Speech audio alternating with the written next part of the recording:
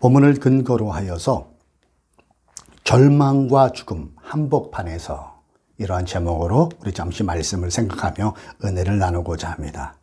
지금 서울과 부산에서 선거운동이 한참 진행되어지고 있습니다.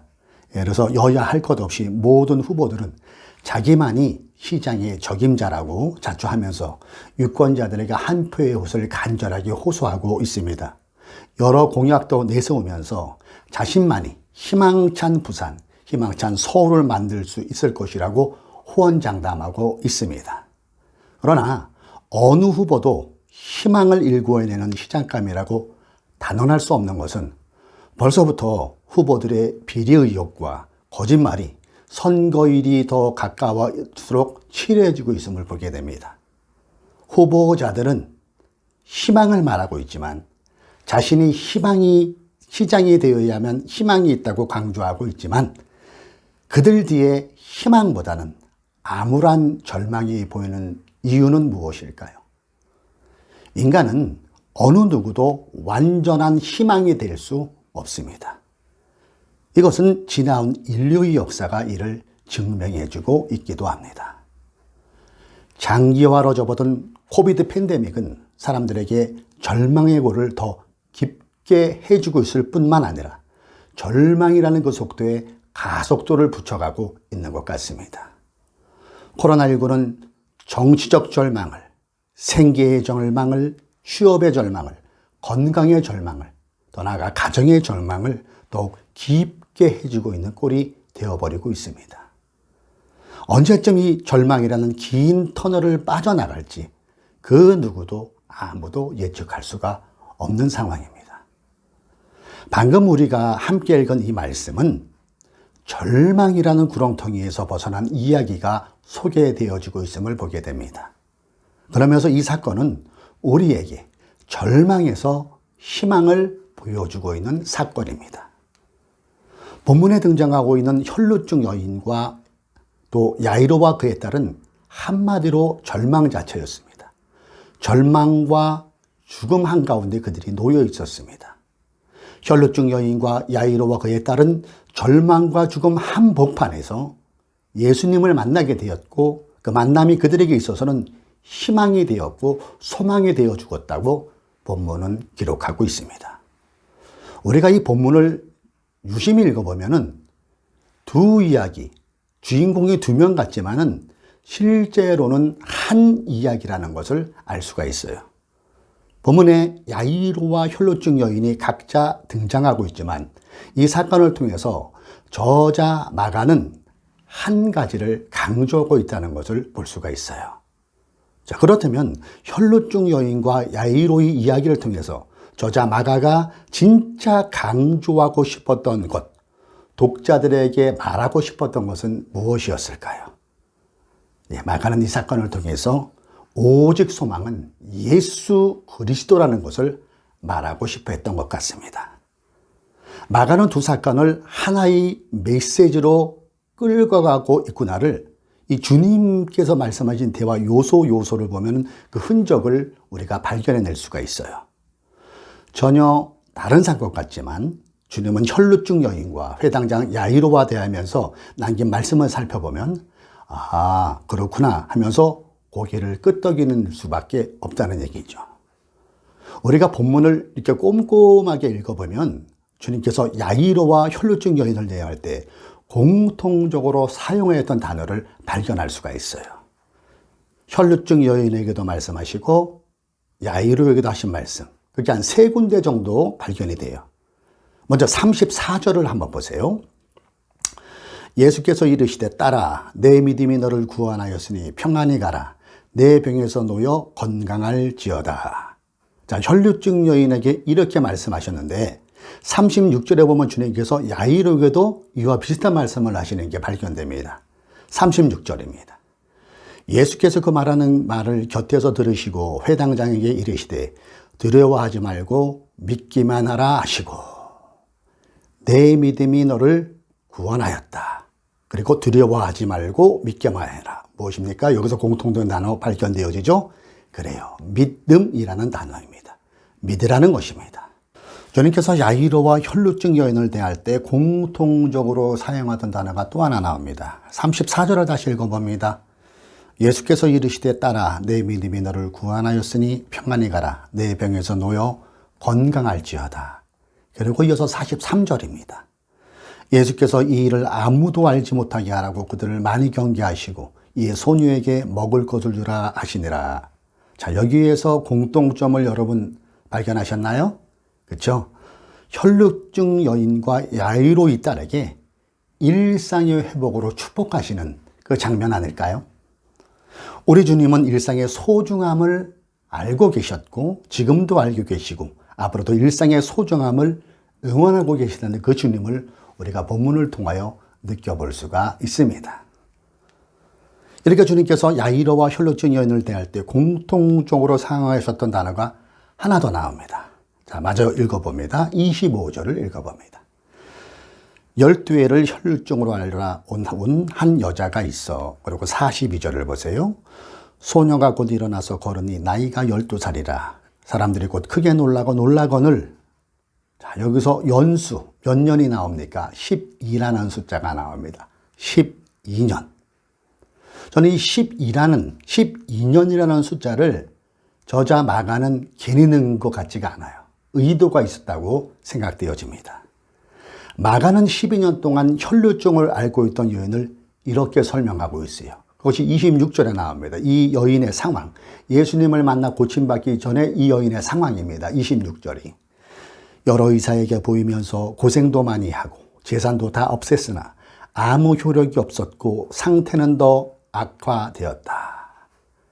자, 이렇게 고생한 여인, 자기의 가진 것을 다 쓰면서까지 이렇게 자기 병을 고쳐보고자 했지만은 고침받지 못했던 이 여인을 한번 생각해 보세요.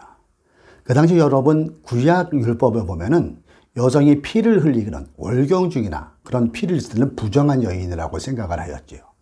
그런데 그 흐르는 피가 멈추지 않고 12년을 갔다고 생각해 보셨어요. 일상이 있을 수가 없었겠죠. 처참한 그녀의 모습임을, 마음도 생활도 망가진 그녀의 모습을 우리는 상상해 볼 수가 있습니다. 자, 이렇게 고생한 여인을 보면서 저는 지금을 보았어요. 지금 우리가 사는 세상.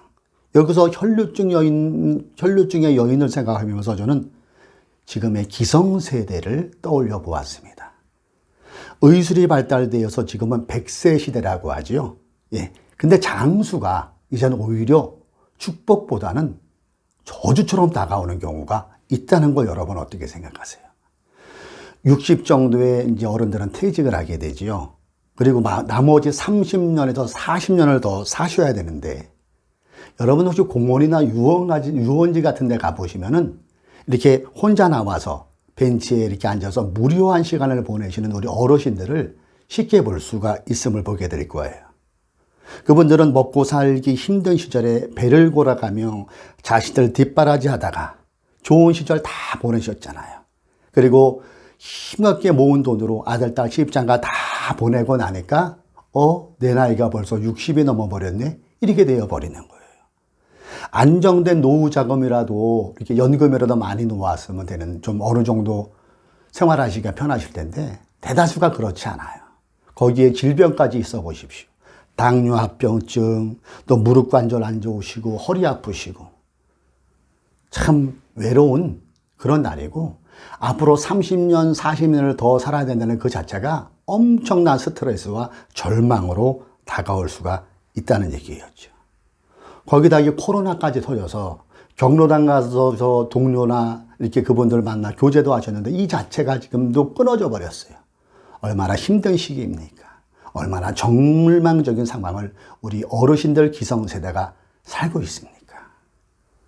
혈루증 여인이 기성세대를 생각하게 해주었다면 야이로의 딸이 12살이었는데 이 12살 소녀의 기사는 젊은 청년들을 한번 생각해 볼 수가 있을 것 같아요.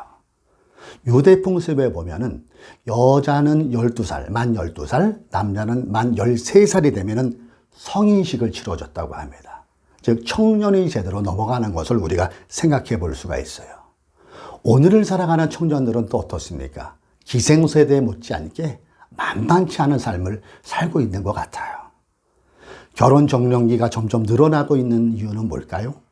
내 집 마련은 부모 찬스가 아니고서는 수도권에서는 불가능한 일으로 다가오는 것은 얼마나 안타까운 일입니까?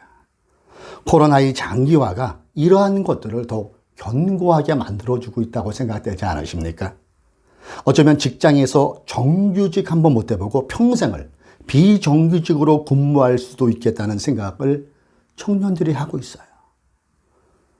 결혼도 하고 싶은데 이 사회적 구조가 본의 아니게 비혼주의자로 살아갈 수밖에 없는 그런 구조가 되는 이 절망이 청년들의 앞에 놓여 있다는 것입니다. 이렇게 기성세대의 절망, 젊은 세대의 절망이 코로나19까지 합사해서 절망에 휘발유를 확 불어부르는 그런 역할을 코로나19가 하고 있다는 얘기죠. 희망보다는 절망, 의욕보다는 상실이 우리의 일상을 침범하고 있는 게 지금의 현실입니다. 사회적 거리두기가 또 2주간 연기되었죠.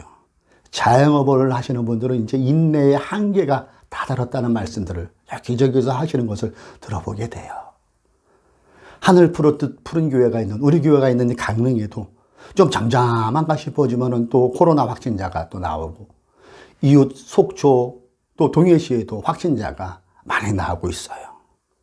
신자들의 소득이 줄어버리니까 교회의 재정 상태가 열악해지는 것은 당연한 것일 것입니다. 그럼 온 국민이 지금 백신을 맞고 있는데 이 백신을 다 맞으면 코로나가 물러갈까요? 또 다른 신종 변이는 어떻게 해결할 겁니까? 절망입니다. 이러한 시기에 맞물려 지금 서울과 부산에서는 보궐선거에서 시장으로 자기를 뽑아달라고, 그래야 희망이 있다고 후보들은 소리를 높이고 있지만 그들이 희망이 아니라는 것을 유권자들은 더 잘 알고 있습니다. 그러면서도 후보 가운데 후보 한 사람을 도토리 키 재기 식으로 선택해야 한다는 씁쓸함이 유권자들의 마음을 무겁게 합니다. 교우 여러분, 이러한 암울한 절망의 상황에서 본문을 다시 읽어보세요. 그리고 여기서 분명한 희망을 발견해 보십시오. 확실한 소망이 누구인가를 구분할 수 있지 않습니까? 확인할 수 있지 않습니까? 그렇습니다. 우리에게 희망은, 우리에게 소망은 오직 예수 그리스도이십니다. 깜깜한 밤바다일수록에 등대불빛은 더욱 뚜렷하게 보이는 거예요. 이처럼 절망이라는 인생의 밤바다에서 더욱 또렷하게 보여주는 희망은, 소망은 오직 예수 그리스도 한 분뿐이라는 사실입니다. 오직 예수 그리스도만이 우리의 소망이 되십니다. 그리고 온전한 소망이신 주님께서 오늘 우리가 함께 읽은 본문 39절을 통하여 우리를 다독여주고 계세요. 39절입니다. 같이 한번 천천히 주님의 마음을 생각하며 같이 읽으면 좋을 것 같아요. 들어가서 그들에게 이르시되 우리가 어찌하여 떠들며 너희가 어찌하여 떠들며 오느냐, 이 아이가 죽은 것이 아니라 잔다 하시니. 주님께서 야이로의 딸 12살 소녀가 이미 죽었는데 그 딸이 죽지 않았대요. 잔다고 표현을 하세요. 그랬더니 그 주변에 있던 사람들이 다 예수님이 미친 것처럼 비웃게 됩니다. 예. 그러나 여러분, 인간의 관점이 있고 하나님의 관점이 있어요. 인간의 관점은 죽은 게 틀림없습니다. 그러나 하나님의 눈으로 볼 때는 죽은 것도 자는 것일 수 있다는 것입니다. 여기에 우리의 희망이 있다는 것이에요. 죽음은 뭡니까? 죽음은 더 이상의 결과물을 기대할 수 없는 게 죽음이에요. 그러나 잠은, 수면은 충전입니다. 그리고 원기 회복입니다. 다시 결과물을 기대할 수 있다는 거예요. 회복을 기대할 수 있다는 거예요. 그래서 주님의 관점으로 우리가 이것을 보면서 우리에게 희망이 있다는 것을 생각해 볼 수 있는 말씀이지요. 이 시간에 주님은 말씀으로 우리를 찾아오셔서 우리를 격려해 주시고 다독여 주고 계십니다. 사랑하는 내 딸아, 사랑하는 내 아들아, 너는 죽은 게 아니다. 너는 지금 자고 있는 거다. 이것을 마음으로, 믿음으로 받으시기를 주님의 이름으로 축복합니다.